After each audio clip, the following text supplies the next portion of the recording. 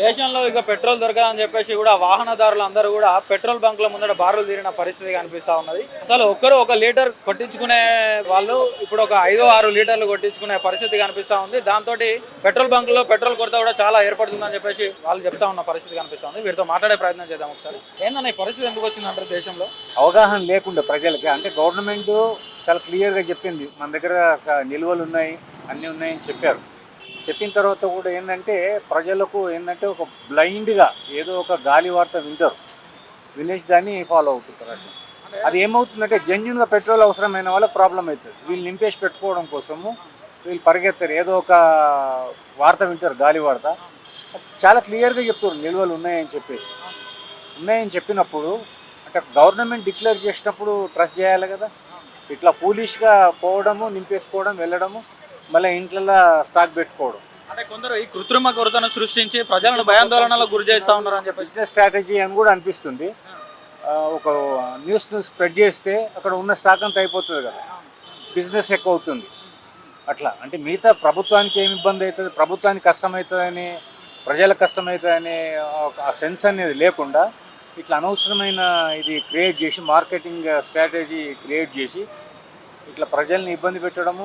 ప్రజలు ఇబ్బంది పెట్టడానికి అలవాటు పడ్డారు. ప్రభుత్వానికి కూడా ఇబ్బంది అవుతుంది. ఎందుకంటే ఈ ట్రాఫిక్ కంట్రోల్ చేయడం కానీ, తర్వాత వీళ్ళని అడ్జస్ట్ చేయడం కష్టం కదా. అంటే ప్రజలు ఇట్లా పరుగులు తీస్తుంటే, అపోహలు వస్తుంటే ప్రభుత్వానికి ఏంటంటే ఇదన్నీ హ్యాండిల్ చేయడం చాలా కష్టం అవుతుంది. ఓకే, దేశంలో ఎక్కడా కూడా పెట్రోల్ కొరత లేదు, ఇది కేవలం బంకు ఓనర్లకి అంటే ఆయిల్ కంపెనీలకు మాత్రమే జరుగుతున్న వ్యవహారం అని కూడా కొన్ని వార్తలు వస్తూ ఉన్నాయి. దీనికి ఏం చెప్తారండి?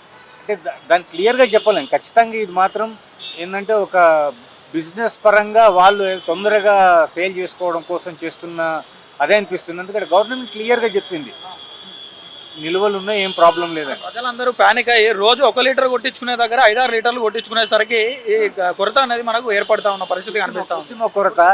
కొరత లేదు, అసలు అన్నీ ఉన్నాయి. ఉన్నా కూడా వీళ్ళే చేస్తున్నారు. ఎవరు చేస్తున్నారు అనేది ఒక క్లారిటీ మనకు రావాలి. కాకపోతే ఇదంతా ఫేక్. ఇది అంటే రాష్ట్ర ప్రభుత్వం కూడా వైఫల్యం చెందుతున్నట్లే అని చెప్పుకోవచ్చా సప్లై విషయంలో? ఒకటే, ప్రభుత్వాలను మనము ఎప్పుడు దూషించడానికి లేదు. వాళ్ళు ఏమైనా తప్పు చెప్తున్నారంటే మనం అనొచ్చు. ప్రభుత్వం క్లియర్గా చెప్తుంది కదా, పెట్రోల్ కొరత ఏం లేదు, అంతా మన దగ్గర నిల్వలు ఉన్నాయని ప్రభుత్వం చాలా క్లియర్గా చెప్తుంది. ఒకటి, ప్రజలు అవగాహన పెంచుకోవాలి. ఎందుకంటే ప్రభుత్వాన్ని ట్రస్ట్ చేసినప్పుడు మనకు బాగుంటుంది. ఎందుకంటే వాళ్ళు అబద్ధాన్ని చెప్పాల్సిన అవసరం లేదు కదా. సో ప్రజలు ఏం చేయాలంటే ముందు ఇట్లాంటి గాలి వార్తలను నమ్మకుండా నిజంగా ఎవరు పెట్రోల్ అవసరం ఉందో వాళ్ళే పోవాలి. అవసరం లేని వాళ్ళు మళ్ళీ దాన్ని ఒక పెట్టుకొని బ్లైండ్గా వెళ్ళవద్దు కదా. ఏదైనా కూడా ఏదో ఒకటి చెప్తారు, అది ప్రభుత్వం ఏం చెప్తారో దాన్నే ఫాలో అవ్వాలి. దేశంలో మళ్ళీ కూడా కరోనా పరిస్థితులు రాబోయేలా ఉన్నాయి, ప్రజలందరూ కూడా సిద్ధంగా ఉండాలి అని చెప్పేసి కూడా నిన్న మోడీ గారు మాట్లాడిన పరిస్థితి. దీన్ని ఏ విధంగా చూస్తారని? సో అది ఏంటి అని అంటే కీడెంచి మేలుంచు అని పెద్దలు చెప్తారు. రాదు, కానీ దానికి కూడా ప్రిపేర్ అవ్వమని ప్రభుత్వం చెప్పడం. అట్లాంటి పరిస్థితులు రాకపోవచ్చు, ఎందుకంటే ప్రపంచమంతా కూడా యుద్ధాన్ని ఆపడానికి ప్రయత్నం చేస్తున్నారు. కాబట్టి ఇది ఎప్పటికైనా మనకి మంచి జరుగుతుంది, తొందరగా మంచి జరగాలని కోరుకుంటున్నాం. ఎందుకంటే మోడీ గారు ఎందుకు చెప్పారు అని అంటే నా ఇంటెన్షన్ ప్రకారం అంటే నెగటివ్ కూడా ప్రిపేర్ అయి ఉంటే ప్రజలకు అంటే ఒక్కసారిగా ఏదైనా వస్తే దాన్ని తట్టుకోలేరు. ఫస్ట్ మైండ్ ప్రిపేర్ చేస్తే ఒకవేళ అనుకోకుండా ఏదైనా ప్రాబ్లం వచ్చినా కూడా ప్రజలు ఫిక్స్ అయి ఉంటారని చెప్పడం అంతే. కానీ ఏదో వస్తుందనో లేకపోతే కోవిడ్ పరిస్థితులు వచ్చినప్పుడు కూడా ఏం కాలేదు. ప్రతి సమస్యను నెమ్మదిగా అధిగమించుకుంటూ మరి ఎంతో ప్రాణ నష్టం జరగాల్సిన దాన్ని కూడా చాలా వరకు ప్రభుత్వం కంట్రోల్ చేసింది. అంటే జెన్యున్గా మనం మాట్లాడుకోవాలంటే బయట గాలి వార్తలు కాకుండా ప్రభుత్వం అంతా కూడా ఏం చేసిందంటే ఎప్పటికప్పుడు పరిస్థితులను సమీక్షించి దాన్ని ఎట్లా ఓవర్కమ్ చేయాలి, దానికి ఏం చేయాలి, అన్ని రకాలుగా ప్రయత్నం చేసి కోవిడ్ అప్పుడు కూడా ప్రాణ నష్టాన్ని చాలా వరకు కంట్రోల్ చేసింది. ఒక్క సెకండ్ ఫేజ్లోనే కొంచెం అదుపు తప్పింది, కానీ ఫస్ట్ ఫేజ్ అయితే కంప్లీట్గా కంట్రోల్ చేశారు. సో ఇది కూడా అంటే మనం ప్రభుత్వానికి ప్రజలు సపోర్టివ్గా ఉన్నప్పుడు ప్రభుత్వం ఏమైనా చేయడానికి అవకాశం ఉంటుంది. ప్రభుత్వం చెప్తున్నా కూడా దాన్ని పట్టించుకోకుండా ప్రజలు బ్లైండ్గా వెళ్తే ఎవరు ఏం చేయలేదు. పెట్రోల్ ఎంత కొట్టించినా? 350 కొట్టించిన. రోజు గంటే ఒక 300 కొట్టిస్తారు. అంటే పెట్రోల్ దొరుకుతలే అని చెప్పేసి లీటర్ కొట్టించుకునే కాడ 5-5 లీటర్ 6-6 లీటర్లు కొట్టించుకుంటారు కొందరు. దీనికి సంబంధించి ఏం చెప్తాను అంటే దినాలు కొట్టించుకుంటాను. నేను నా మట్టుకు అయితే నేను 200-300 పర్ డీలు కొట్టించుకుంటాను అనమాట, అంతే. రాబోయే రోజుల్లో అసలు పెట్రోల్ దొరకదు అని చెప్పేసి మాట్లాడుతూ ఉన్నారు, దీనికి ఏం చెప్తారు? అంటే అక్కడ యుద్ధం జరుగుతుంది కదా సార్, దానికి వెళ్ళి కొంచెం ఇబ్బంది నడుస్తుంది. మరి ఎందుకంటే అది అక్కడ చేస్తారు కదా మనకు పెట్రోల్ హ్యాపీగా దొరికేది. అట్లా అసలు ఏంది ఈ పరిస్థితి ఎందుకు వచ్చింది అంటారు? అంటే అక్కడ యుద్ధం జరుగుతుంది కదా, దానికెళ్ళి కదా పెట్రోల్ కరువు ఉంటుంది. ప్రభుత్వ వైఫల్యం అంటారా పూర్తిగా? ప్రభుత్వం అయిపోయాలని కాదు కానీ అక్కడ యుద్ధం జరుగుతుంది కదా, దానికెళ్ళి పెట్రోల్ రావట్లేదు ఇక్కడికి. ఆల్మోస్ట్ అక్కడ నుంచి పెట్రోల్ వస్తే కదా గవర్నమెంట్ మనం పంపేది మనకి. మరి వాళ్ళు పంపలేనప్పుడు మనకి పెట్రోల్ దొరుకుతుంది, మనకి దొరకదు కదా. అట్లా మనం నిల్వలు ఉంచుకోవాలి కదా, ఇలాంటి పరిస్థితులు వస్తాయి, మరి మనం దేనికైనా ఎదురెదాలని చెప్పి నిల్వలు ఉంచుకోవట్లేదు అని చెప్పి మాట్లాడుతాం. అంటే ప్రభుత్వం అట్లాంటి నిర్ణయం తీసుకున్నాలి, అప్పుడు ప్రజలకు మేలు జరుగుతుంది. అప్పుడు ప్రభుత్వం ఆ నిర్ణయం తీసుకున్నప్పుడు ప్రజలు దాన్ని ఏం చేస్తారు? అది గవర్నమెంట్ అసలు నిర్ణయం తీసుకుంటే మన ప్రజలు కూడా హ్యాపీగా ఉంటుంది కదా. ఎక్కడ నుండి వచ్చినా? నేను దుల్లపల్లి సుచిత్ర కొంపల్లి సైడ్ దుల్లపల్లి వస్తాయి కదా, షాపూర్ సైడ్ ఆడికెళ్ళి వచ్చి ఇక్కడ వచ్చి అంతా ఉన్నాయి కానీ ఒక్కొక్క కిలోమీటర్ దాకా అన్ని లైన్ రష్ ఏడనన్న. ఇక ఆడికెళ్ళి చూసుకుంటా ఎర్రగడ్డ చూసుకుంటా వచ్చి ఈడ దాకా వచ్చిన ఈడ తూడం తక్కువ ఉన్నదని పబ్లిక్ కొంచెం తగ్గిపోయిందని దబ్బున దొరికిపోయింది. మళ్ళీ మీరు చూడొచ్చు ఇక్కడ అంతా మళ్ళీ పబ్లిక్ పెరిగింది. ఎంత కొట్టించినా నార్మల్ గా రోజు ఎంత కొట్టిస్తావు? ఏ రోజు ఎంత కొట్టిస్తావు? డైలీ 150 to 200 కొట్టిస్తా. డైలీ నేను సంపాదనంకి వెళ్ళాలి. ఇక 200 మిడిల్ క్లాస్ వాళ్ళం. ఇప్పుడు మళ్ళీ ఇంకేమయ్యేది అది తెలియదు ముంగట, కానీ ఇప్పుడైతే ఇక అప్పు తెచ్చుకొని ఏదో తెచ్చుకొని అంతే అంతే.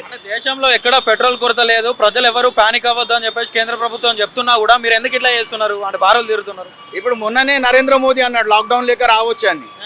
నరేంద్ర మోదీ అంటే ఆయన ప్రైమ్ మినిస్టరే సొంతం చెప్తున్నాడు లాక్డౌన్ లేక రావచ్చు. ఇక రేపు మనం ఉంటామో ఇంట్లో ఏదో హాస్పిటల్ దానికి దీనికి బండి అయితే ఎమర్జెన్సీ గురించి తగ్గుతుంది, కూరగాయలది దీని ముందే నరేంద్ర మోదీ చెప్పేసిండు ఈ మళ్ళీ లాక్డౌన్ లేక సిచ్యువేషన్ రావచ్చు అని. ఇది ఇక మన సేఫ్టీ గురించి మనం విచారం చేస్తున్నాం. ఇప్పుడు ఓలాదాల సేఫ్టీ విచారం చేస్తాం కదా. అంటే దేశంలో ఎక్కడా పెట్రోల్ కొరత లేదు, కొందరు కృత్రిమ కొరత సృష్టిస్తున్నారు దీన్ని అని చెప్పేసి మాట్లాడుతున్నారు. మరి దీనికి ఏం చెప్తారు? ఏముంటది అన్న, ఇక చూడాలి వస్తుంది. ఇక మళ్ళీ ఏమవుతుందో ఏం జరుగుతుందో ఓళ్ళకి తెలియదు. ఇప్పుడు పైనుంచలే అంత పెద్ద ప్రైమ్ మినిస్టరే అంటుండు లాక్డౌన్ సిచ్యువేషన్ రావచ్చు. ఇక మళ్ళీ ఇక మిడిల్ క్లాసు ఏమున్నా అంటే కేంద్ర ప్రభుత్వం వైఫల్యం అంటారా? అంటే నిల్వలు ఎందుకు చేసుకోలేదు అంటారు మరి పెట్రోల్ కానీ గ్యాస్ కానీ? మనము సెల్ఫ్ డిపెండ్ ఉన్నాం కదా, వేరే దేశాల మీద మన ఇండియా డిపెండ్ ఉన్నది. పెట్రోల్ లేదు, ఇప్పుడు నువ్వు వెళ్ళిపో మళ్ళీ తర్వాత నీకు వేస్తామని చెప్తున్నాను. ఆయనకు రిక్వెస్ట్ చేస్తుంటున్నాం మేనేజర్కి, ఇప్పుడు నాకేం ఇప్పుడు లేదు పెట్రోల్ మేము పోయాం అయిపోయింది అని అంటుండ్రు. ఇప్పుడు అదే కథ ఉంది కదా సార్. ఇప్పుడు పైసలు వేయించిన పైసలు కూడా తెప్పించిన, వేరే వాళ్ళకి ఫోన్పే చేయించిన ఇంటికా నుంచి. ఇప్పుడు పైసలు వచ్చినాయి కొట్టా అంటే నేను కొట్టా సార్ వెళ్ళిపోమన్నాడు, వెళ్ళిపోయినా అని చెప్పాను. జస్ట్ అప్పుడు కొట్టేస్తుంటే నా పని అయిపోతుండే. మళ్ళీ ఏం చెప్పాలి సార్ నేను ఇప్పుడు? పరిస్థితి ఎందుకు వచ్చిందంటారా అన్న? పరిస్థితి కేంద్రమేమో పెట్రోల్ ఉంది కొరత లేదు అంటారు, మళ్ళీ ప్రతి ఒక్కరు నో స్టాక్ బోర్డు పెడుతున్నారు. మళ్ళీ దేని గురించి పెడుతున్నారు అన్న? నో స్టాక్ బోర్డు దేనికి పెడుతున్నారు చెప్పండి మీరే. నో స్టాక్ బోర్డు పెడుతున్నారు. మళ్ళీ మేము ఇప్పుడు డ్యూటీకి పోకపోతే డ్యూటీలకే జీజంగుతారు. ఇప్పుడు మా ఉద్యోగాలు పోతాయి, బతకడానికి బతుకు తెరువు ఉండదు. మళ్ళీ ఏం చేయాలి? టైంకి డ్యూటీకి పోకపోతే అదొకళ్ళు, డ్యూటీకి పోతేనేమో మళ్ళీ పెట్రోల్ లేకపోతే ఎడికెంచి పోతామన్నా? దేశంలో ఎక్కడ కూడా పెట్రోల్ కొరత లేదు, ప్రజలు ఎవరు కూడా ప్యానిక్ అవ్వద్దు అని చెప్పేసి మాట్లాడుతూ ఉన్నారు. అంటే ఒక లీటర్ కొట్టించుకునే టైంలో 5-6 లీటర్లు కొట్టించుకుంటున్నారు, దానివల్ల ఇబ్బందులు అవుతున్నాయి అని చెప్పేసి మాట్లాడుతూ ఉన్నారు. దీనికి ఏం చెప్తారు అని ఒక మాట చెప్పాలన్నా? ఇగో మన దగ్గరనే ఇది జరుగుతుంది అని అంటే ప్రతి ఒక్క డిస్టిక్లో అదే జరుగుతుంది అన్న. టీవీలో పొద్దుగాల చూసే వచ్చినాం, రాత్రిపూట నిలబడ్డాం, పొద్దుగాలకు ఓపెన్ చేసాం పో అన్నారు.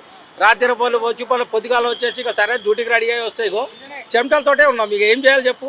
అంటే బంక్ ఓనర్లకి ప్లస్ ఆయిల్ కంపెనీలకి జరుగుతున్న వ్యవహారం మాత్రమే అని చెప్పేసి కూడా కొందరు మాట్లాడుతున్నారు. అంటే కేంద్రంలో మాత్రం పెట్రోల్ కొరత ఎక్కడా లేదు అని చెప్పేసి కూడా మాట్లాడుతున్నారు. దీనికి ఏం చెప్తారు అన్న? కొరత లేదు అంటారు, ఎక్కడ కొరత లేదు అని ఇక్కడ చూస్తారు కదా, కంటి ముందే చూస్తున్నారు. ఇప్పుడు వాళ్ళ ట్యాంకర్ వచ్చింది, అది నింపింది. ఇప్పుడు మేము అక్కడ నిలబడితే అది నువ్వు వెళ్ళిపోయి నీకు నేను కొట్టిస్తాను అన్నారు. ఇప్పుడు పక్కకు వచ్చి నిలబడ్డాం. ఆయన ఇప్పుడు ఎట్లా పిలుస్తాడు ఏం చేస్తాడు అని చూస్తున్నాం అన్న. ఇప్పుడు కొరత లేదు లేదన్న. ఇక దగ్గరకు వచ్చిన తర్వాత కొట్టకపోతే ఏం చేయాలి? నా పరిస్థితి ఇట్లా చూపిస్తున్నాను నేను. పెద్ద ఫోన్ లేదు, చిన్న ఫోన్ ఉంది. కార్డు ఇచ్చిన, కార్డు కొట్టను అన్నారు. కార్డే పని చేస్తలేదు అన్నారు. ముందు అక్కడ అడిగితేనేమో కార్డు పని చేస్తుందో అని అన్నారు. కార్డు పని చేస్తలేదు అన్నారు. మన తర్వాత వేరే వాళ్ళకి రిక్వెస్ట్ చేసుకొని పైసలు తెప్పించుకున్న తర్వాత పెట్రోల్ కొట్టొద్దనగానే వాళ్ళు పక్కకి జరిగిపోయాడు. పెట్రోల్ ఉండి ఎందుకు కొడతలేడన్నా? మళ్ళీ కొట్టొద్దన్న దానికి జరిగిపోయాడు పక్కకి. మరి లైన్లో ఉండాలి, కొట్టట్లా. మీరు దౌర్జన్యం చేసాళ్ళు పెట్రోల్ కొట్టకుండా పంపిస్తున్నారు. గంట సేపు లైన్లో ఉన్నాం, పెట్రోల్ కొట్టట్లే యాజమాన్యం. పెట్రోల్ ఉంచుకొని కూడా మీరు ఏం చేస్తున్నారు? యాజమాన్యం ఉండదాన్ని కూడా కొట్టట్లే. గవర్నమెంట్ ఓపేళ్ళం తర్వాత సంగతి. ఉన్న పెట్రోల్ కూడా యాజమాన్యాలు కొట్టకుండా దౌర్జన్యం చేస్తున్నారు. వెళ్ళిపోమన్నారు దౌర్జన్యంగా.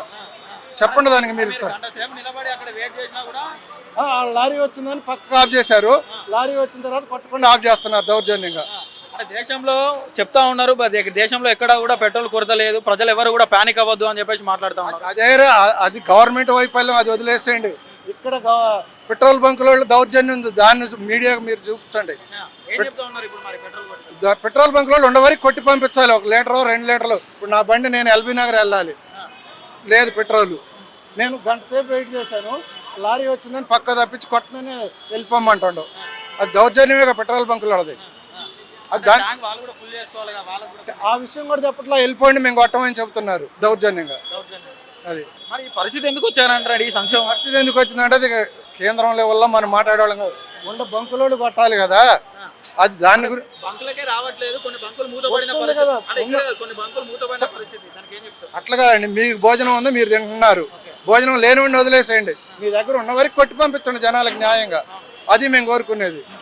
అవును, దేశంలో ఈ గ్యాస్ సంక్షేమం, పెట్రోల్ సంక్షేమం ఎందుకు వచ్చిందంట? అది యుద్ధం గురించి వచ్చింది, దానికి మనం ఎవడం ఏం చెప్పలేము. ఎక్కడో సమస్య కాదు, ఇక్కడ ఉన్న సమస్య పెట్రోల్ బంకులో ఉన్నదాన్ని కూడా కొట్టట్లా. ఇది మాట్లాడండి, మీరు ఎక్కడో అమెరికా, ఇరాన్ అది వద్దు, ఇక్కడ ఉన్న దౌర్జన్యాన్ని ఖండించడానికి మీరు ఏదన్నా ఉంటే మాట్లాడి మీడియాలో అరేంజ్ చేయండి. చేయండి, అదేది మీది ఏ ఛానల్లో, అదే ఏదన్నా ఉంటే మీరు అది చేయండి ఇలా దౌర్జన్యాన్ని, అంతే తప్ప ఎక్కడ అమెరికా ట్రంప్ మనం ఏం చేయలేము. అక్కడ నుంచి రాంది ఇక్కడికి ఎట్లా వస్తుంది అంటే ఇక్కడ కూడా ఉంటాయి. ఉన్నదాన్ని కొట్టండి సార్, ఉన్నదాన్ని కొట్టించండి అని చెప్తున్నాం మేము. అది